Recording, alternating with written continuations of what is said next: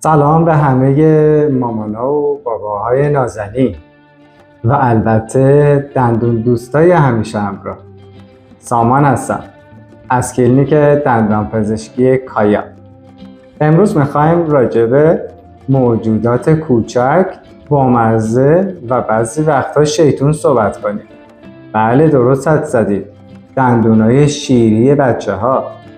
خیلی وقتا میشنوم که پدر مادران میگن دکتر دندون شیری که میفته ولش کنم دیگه، چه اهمیتی داره؟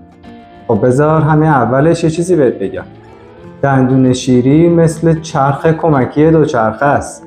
ممکنه موقتی باشه، ولی اگر نباشه دوچرخه سواری یا همون رشد دندونای دائمی خیلی سخت میشه. دندون شیری دقیقاً کی در میاد و کی میفته؟ معمولاً از حدود 6 ماهگی اولین دندون شیری سبز میشه. اون دندون سفید خوشگل که باعث میشه نیش بچه موقع خنده دل آدم آب کنه. تا حدود 2.5 سالگی همه 20 دندون شیری کامل میشن و بعدش کم کم از حدود 6 سالگی شروع میکنن به افتادن تا تقریبا 12 سالگی. یعنی عملاً بچه حدود 6-7 سال با همین دندونای شیری زندگی میکنن. پس اصلا کوتاه مدت نیستن. چرا دندون شیری مهمه؟ 1. جویدن و تغذیه درست. بچه برای اینکه غذا رو خوب بجوه نیاز به دندون سالم داره، وگرنه همش باید پوره بخوره. بعد میگه مامان من تا کی باید پوره بخورم؟ 2. تکلم و حرف زدن. دندونا توی درست تلفظ کردن خیلی نقش دارن. اگر دندون شیری خراب یا افتاده باشه بعضی حرفا درست ادا نمیشن. 3. زیبایی و اعتماد به نفس بچه. بچه‌ای که دندون جلو نداره موقع خندیدن خجالت میکشه و خب همه میگن آخه خرگوش کوچولو دندوناتو خورده. 4. حفظ فضا برای دندون دائمی. این مهمترین قسمتشه. دندونای شیری مثل رزرو جا برای دندونای دائمی عمل میکنن. اگر زود بیفته یا خراب بشه دندونای کناری میان جاشو میگیرن و دندون دائمی بعدی جایی برای در اومدن دیگه نداره. نتیجه کج و کوله شدن دندونا. مشکلات رایج دندون شیری چیه؟ پوسیدگی زودرس، به خصوص به خاطر شیشه شیر و شیر شب.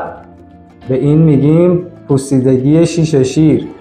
یعنی وقتی بچه با بطری شیر میخوابه دندوناش غرق شیر میشه و قند شیر دندونا رو نابود میکنه. افتادن زود از موعد به خاطر ضربه یا پوسیدگی شدید. عفونت که حتی میتونه روی جوانه دندون دائمی هم تاثیر بذاره. چطور از دندون شیری مراقبت کنیم؟ 1. از همون وقتی که اولین دندون در میاد باید با گاز استریل یا مسواک انگشتی تمیز بشه. 2. بعد از 2 سالگی مسواک مخصوص بچه ها استفاده بشه به علاوه خمیر دندون فلوراید دار که البته فلورایدش کم باشه. 3. محدود کردن شیرینیجات و خوراکی های چسبناک مثل شکلات و تافی.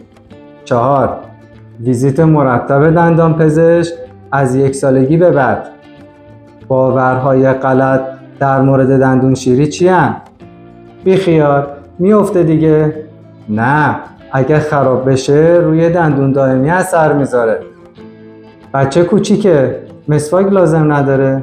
اشتباه. از همون اول باید تمیز بشه. فلوراید برای بچه خطرناکه. در مقدار درستش نه. تنها خطرناک نیست بلکه بهترین سپر محافظ دندونه. جمع‌بندی کنیم. دندونای شیری فقط موقتی نیستن. کلی وظیفه مهم دارن. پوسیدگی و افتادن زودترشون میتونه مشکلات جدی برای آینده بچه ایجاد کنه. مراقبت از دندون بچه یعنی سرمایه گذاری برای یک لبخند سالم و زیبا در آینده. خب رفقا، حالا دیگه فهمیدیم که این سربازای کوچولو به اندازه دندونای دائمی مهمه. شما تجربه بامزه یا سختی با دندون شیری خودتون یا بچه هاتون داشتین؟ مثلا کشیدن دندون با نخ و در یخچال؟ حتما برام تو کامنت ها بنویسید. لایک و سابسکرایب یادتون نره، چون ما تازه اول راه دندونای پرماجرا هستیم. دندوناتون سالم، لبخندتون زیبا.